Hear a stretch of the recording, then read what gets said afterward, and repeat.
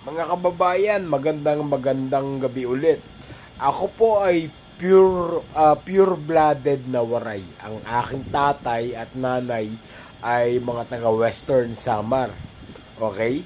So, ako po ay marunong magsalita, and ang gusto ko pong sabihin sa inyo, ang ibig sabihin po ng tingog sa amin sa mga Waray ay boses, tinig.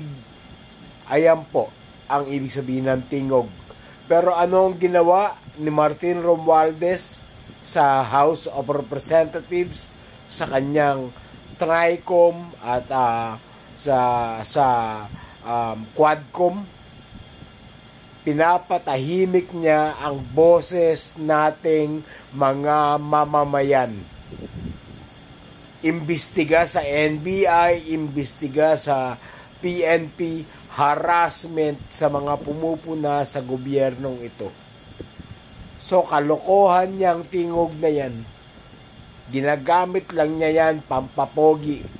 Pero binababoy niya ang tinig nating mga Pilipino. No more tingog, no more Martin Romualdez, no more corruption. Siguraduhin natin yan.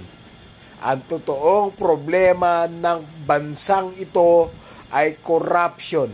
So, tanggalin natin lahat ng dapat na corrupt. Once upon a time, yan si Asidre. Nakakwentuhan ko na yan. Very ironic.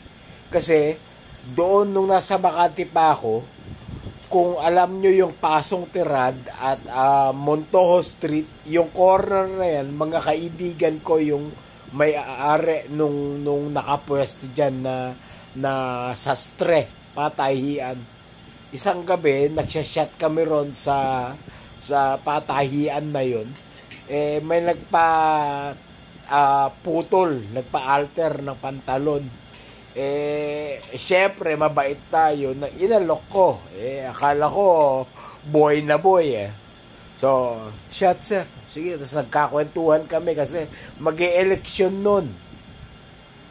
So, nung sumagot sa akin, hindi pala boy. Pero anyway, nagpakilala na Waray, tingog party list daw sila.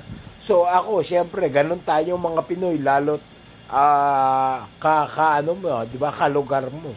So, sabi ko pa rin sa mga kasama ko, guys, tingog party list sa amin to sa Samar. So iboto sana natin. So, yung mga kasamahan ko, sige, basta ikaw, Pipoy. So, ayan.